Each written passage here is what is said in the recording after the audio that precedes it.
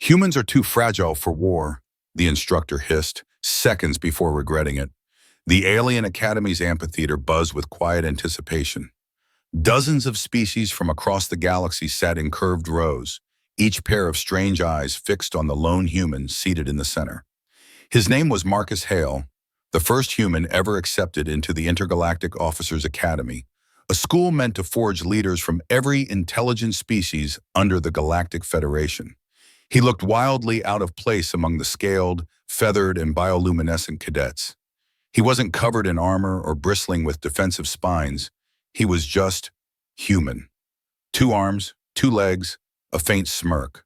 The instructor, a tall insectoid named Commander Veron, waved his claw, and a massive holographic screen flickered to life above the room. "Class," Veron said, his voice dripping with superiority.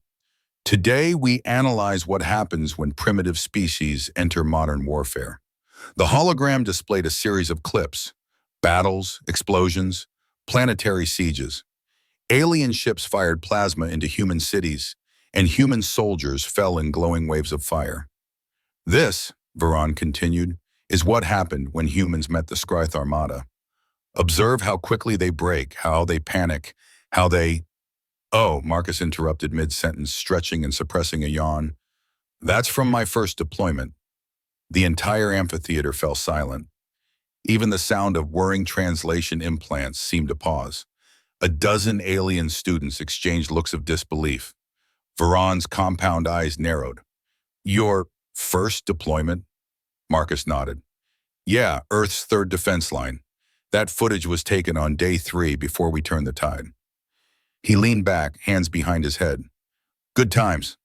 The class murmured in confusion, several students whispering translations. One lizard-like cadet raised his claw.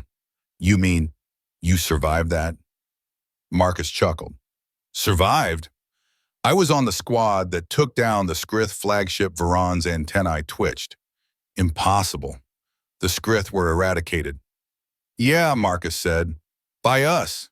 He pointed casually toward the burning alien cruisers in the hologram. "That was before we figured out how to jam their phase drives." After that, it was over in a week. Veron's wings rustled, a nervous tick. "Human," he said sharply, "you claim your people defeated the Skryth Armada?" "Those records were redacted by Federation archives." "Sure," Marcus replied, "but I was there. Guess the Federation doesn't like broadcasting the part where we outsmarted them." He leaned forward, resting his elbows on his knees. "We're not the biggest, strongest, or fastest species out there, Commander. But we're really good at one thing, not dying when everyone thinks we should." Laughter broke out among the younger cadets, though it was nervous laughter, the kind that filled gaps in understanding. A reptilian student whispered to his friend, "Is he serious?" Marcus grinned, dead serious. The hologram paused on an image of a human soldier dragging a wounded alien ally to safety amidst the rubble. "That's me," Marcus said, pointing. "The one carrying the Threxian sergeant. He didn't make it, but he bought us enough time to push back." Veron clicked his mandibles, studying the image. "And yet, your species continues to advance in military ranks." Curious Marcus shrugged. "Guess no one told us we were supposed to quit." The alien instructor deactivated the hologram. "If your account is accurate, human, then your people are either fearless or reckless." Marcus smiled faintly. "Usually both." Another cadet, a crystalline being that refracted the room's lights in shimmering patterns, raised its hand. "Human Marcus, how does your species endure such devastation?" "The data shows casualties in the billions because," Marcus replied, "we don't see losing as the end. We see it as a bad start." The words hung in the air. The aliens shifted uncomfortably. Many had been taught their species evolved beyond such barbaric instincts. Their wars were fought through treaties, not trenches. Yet this human, with his relaxed posture and amused tone, made survival sound like an art form. Veron decided to test him further. "Let us see how your tactical instincts compare to those of the Academy's finest." With a flick of his claw, the lights dimmed, and the floor beneath Marcus glowed, transforming into a simulation platform. A holographic battlefield unfolded. Towering alien war machines, burning skies, enemy fleets locked in orbital combat. Your objective, Varan said, is to survive for 5 minutes against a simulated Zarn Dominion force. The cadets murmured again. The Zarn were legendary for their brutality. No one had ever lasted longer than 2 minutes in this training module. Marcus stood, rolled his shoulders, and cracked his neck. Only 5 minutes? That's cute, the instructor frowned. You find this amusing? Just nostalgic, Marcus replied. Let's get started. The simulation roared to life. Alien tanks rumbled forward. Drones swarmed the sky. An energy bolt streaked toward his position. Marcus darted behind cover, scanning the terrain. Predictable, he muttered. He tapped into the holographic console and began rerouting the enemy's own targeting systems. Within seconds, the drones turned on each other, exploding mid-air in flashes of blue light. The audience gasped. Marcus grinned. You'd think after the 5th invasion someone would stop using networked AI. He commandeered a fallen mech, overriding its controls.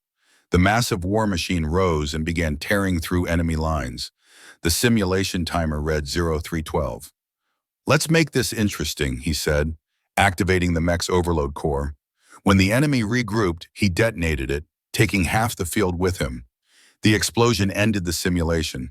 Silence filled the amphitheater once more. The timer stopped at 4:59, 1 second short of perfection. Marcus brushed off his sleeves, the faint shimmer of the hologram fading from his uniform. Not bad, he said, turning to the stunned instructor. Next time, maybe add something challenging. Varan's mandibles clicked audibly. You nearly destroyed the Academy's simulation grid. Marcus grinned. Oh, sorry. Force of habit. The alien cadets erupted in whispers, and somewhere among them, admiration began to replace fear. The next morning, the Academy buzzed with energy. Everywhere Marcus went, alien cadets whispered and stared, their eyes full of a mixture of curiosity and disbelief. He passed a group of insectoid students who quickly fell silent as he walked by, their antennae twitching nervously. The humans' dormitory had been built as an afterthought, a single narrow hallway with just one occupied room. Marcus didn't mind, he liked the quiet. He sat at his desk, sipping from a steaming mug of synthetic coffee that tasted vaguely metallic when his datapad lit up with a message. Report to the strategy hall. Immediately he smirked. Guess they want a rematch. The strategy hall was one of the Academy's largest chambers, a cathedral of holographic displays and rotating star maps. Commander Vron stood at the center, flanked by a trio of Federation officers, each representing different species. When Marcus entered, every conversation stopped. Ah, Vron said, his voice tight. The human joins us. Marcus gave a lazy salute. Morning on, Commander. Or whatever time it is on this planet, sit, Vron ordered, gesturing to the central table. We have an experiment. One of the officers, a tall avian with blue feathers and sharp golden eyes, spoke up. We've reviewed your simulation data. You displayed unconventional tactics. Marcus shrugged. That's one way to put it. The avian tilted his head. Your methods disregard standard safety protocols, tactical hierarchy, and Federation engagement doctrine. Yeah, Marcus said. That's why they worked. The avian opened his beak to reply, but Varan raised a claw. We will test this claim. The lights dimmed again, and a holographic planet appeared above the table, a lush green world dotted with defense grids and shield domes. This, Varan said, is the planet Vethar. You will lead a simulation against 3 of the Academy's best strategy students. If your tactics are as effective as you claim, you will succeed. Marcus leaned forward. And if I don't? Then, Varan said, you will learn humility. Marcus chuckled. I doubt that's contagious. The simulation began. On the opposite side of the table, 3 alien cadets stood ready, a Threxian tactician, a crystalline strategist, and a 4-armed general from the Hern Dominion. Their holographic armies appeared across the planet's surface, ready for war. Marcus studied his own limited resources, an outdated fleet, a handful of ground divisions, and a single orbital cannon. Classic underdog setup, he muttered. My favorite. The battle unfolded across the holographic planet. The alien cadets deployed elaborate formations, flanking maneuvers, and precision bombardments. Marcus ignored all of it. Instead, he ordered his fleet to retreat behind the planet's second moon. The audience gasped. "He's fleeing," one cadet shouted. Varan's mandibles twitched in satisfaction. Predictable, human fear response. Marcus waited, arms crossed, watching as the alien armies advanced, filling the now empty orbit with their ships. Then, at exactly the right moment, he smiled. "Okay," he said, "let's drop the moon." The control board lit up as he overrode the moon's gravitational stabilizers. The small satellite began to descend, its trajectory intersecting with the enemy fleet. Within seconds, the battlefield became chaos. Ships colliding, energy shields failing, commanders screaming through open comms. The hologram rippled with the simulated shockwave. When the dust cleared, the alien cadets' armies were crippled. Marcus leaned back. Sometimes running away just means setting up something bigger. Varan's antennae flattened. "You used a celestial body as a weapon?" "Sure did," Marcus said. "It's called improvising." One of the officers, the crystalline one, spoke in a soft, resonant tone. "No species has ever simulated that approach before." "Guess you haven't met enough humans," Marcus said. The instructor didn't reply. Instead, he ended the simulation and dismissed the cadets. As the others left, he turned to Marcus. "Your creativity is unsettling." Marcus laughed. "You should see me when I'm bored." Over the following weeks, Marcus became something of a legend among the Academy's students. Every training session seemed to end with him doing something completely unexpected, tricking the combat into turning on its own forces, bluffing entire fleets into surrender, or reprogramming enemy drones to dance mid-battle before detonating harmlessly. The alien cadets began to gather just to watch what he'd do next. Even those who once mocked him now sought his advice. "Human Marcus," a young Threxian cadet asked one afternoon, "how do your people fight without fear?" Marcus smiled faintly. "Who said we don't feel fear? We just get used to it, but fear weakens focus." "Nah," Marcus said, "it sharpens it. Fear tells you what matters most." The cadet tilted his head, processing that. "Strange philosophy." "Maybe," Marcus said, "but it keeps us alive." That night, as he walked through the academy courtyard beneath the twin moons, Marcus noticed the instructors gathered around a transmission hub. They spoke in hushed tones. A holographic image of a red alert symbol flickered in the air above them. He couldn't hear what they said, but he could read the tension in their movements. Something was wrong. The next day, the academy's sirens wailed for the first time in decades. Cadets scrambled through the halls as emergency lights flashed crimson. Varan intercepted Marcus in the corridor. "Human," he barked. "The Federation border colonies are under attack." Marcus frowned. "By who?" "Unknown fleet, not registered in any archive. Their weapons bypass our shields." "And you want my help," Marcus said. Varan hesitated, pride and desperation at war in his expression. "You are the only one here who has seen large-scale warfare." Marcus straightened his uniform. "Then let's get to work." Moments later, the Academy's war room filled with frantic energy. Tactical maps shifted rapidly as distress signals poured in from nearby sectors. The unknown enemy moved fast, carving through Federation defenses with terrifying precision. Marcus watched the holographic map, his mind racing. "They're not just attacking at random," he said. "They're testing your responses. They're studying how you fight." The officers turned to him. "How do you know?" "Because that's what we did once," Marcus said quietly, "right before the Skrith invasion." Varan's mandibles clicked nervously. "What are you suggesting?" Marcus looked up, eyes hard. "I'm saying this isn't a border conflict. It's the start of something bigger."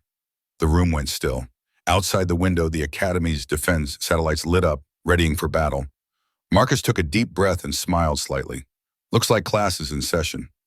The Academy trembled as the first blast struck orbit. Alarms wailed, lights flickered, and alien cadets rushed through the corridors in chaos. Marcus sprinted into the command center, his boots echoing on the polished floor. On the central display, a swarm of hostile ships surrounded the planet, sleek, angular vessels with weapons unlike anything the Federation had seen. "Status!" Marcus barked. Varan turned, mandibles tight. "Shields failing. Defense grid offline. They're jamming our signals." Marcus stared at the map, his mind already spinning through possibilities. Okay, he muttered. Then we don't fight their way. He turned to the nearest console. What's the power draw on those orbital stations? Too high, a Threxian cadet replied. They'll collapse if we overcharge them. Good, Marcus said. That's exactly what I need. He rerouted energy from the Academy's reactors into the orbital stations. The holographic map pulsed red, warning of imminent overload. You're going to destroy the grid, Veron shouted. Marcus didn't answer. Instead, he focused on timing, waiting until the enemy fleet closed in. Come on, he whispered, watching the glowing blips move across the map. Just a little closer. The alien ships formed an attack ring, confident in their technological superiority. Marcus smiled. Gotcha. He slammed the execute command. The orbital stations exploded outward, releasing an electromagnetic wave that crippled the enemy's systems. The holographic ships froze mid-formation, their engines flickering out. Now, Marcus yelled. Federation ships surged forward, firing everything they had. The sky lit up in a kaleidoscope of blue and gold, streaks of plasma tearing through the void. The alien fleet broke apart, retreating in panic. Inside the Academy, the walls shook as debris burned through the atmosphere, streaking like meteors. The cadets watched from the windows, eyes wide. For many, it was their first time seeing war not as a simulation, but as something raw and real. The battle raged for hours. Every time the enemy adapted, Marcus countered with something unpredictable, luring them into gravity wells, overloading their own munitions, using their reflected signals against them. It was chaos turned into choreography. Finally, when the last enemy cruiser detonated in orbit, silence fell across the command room. The alarms faded, leaving only the hum of surviving systems. Marcus leaned against the console, breathing heavily. His uniform was scorched, his hair singed, but his grin was unmistakable. Told you, he said between breaths. Humans don't quit. Around him, the alien cadets began to cheer. Veron stood still, watching the young human who had just saved them all. Your methods defy every rule of military science, the commander said. And yet, they worked. Marcus straightened. War doesn't care about rules. It cares about who learns faster. The commander's wings rustled thoughtfully. Perhaps your species has much to teach the galaxy. Maybe, Marcus said, glancing at the stars above. Or maybe we're just too stubborn to lose. Days later, the Academy stood quiet again. Repairs were underway, the skies clear of enemy ships. The cadets, once skeptical, now followed Marcus through the halls with respect instead of curiosity. The Federation had already begun broadcasting his tactics across allied worlds, calling them the Human Doctrine. Marcus hated the name, but he couldn't deny its ring. Instructors from across the galaxy studied the recordings, analyzing every decision, every unorthodox move. For the first time, humanity wasn't the weakest link in the Federation. They were the innovators. On the observation deck, Veron approached Marcus as he looked out at the stars. I underestimated your kind, the commander admitted. Marcus smiled. You wouldn't be the first. Veron tilted his head. What drives you, human? Marcus thought for a moment. Simple, he said. When we're pushed into a corner, we don't see defeat. We see a challenge. The commander considered that, mandibles twitching in quiet approval. Then perhaps, he said, your academy days are over. It seems you've taught your final lesson. Marcus turned back to the window, the stars reflecting in his eyes. Nah, he said softly. Lesson's just getting started. And for the first time in the Academy's history, the human anthem played quietly across the halls, not as a warning but as a promise. Humanity had arrived, and the galaxy would never forget it. Did you like today's story? Then catch our posts at 3 p.m. Eastern Time daily. Unfold more intergalactic stories with Professor Space.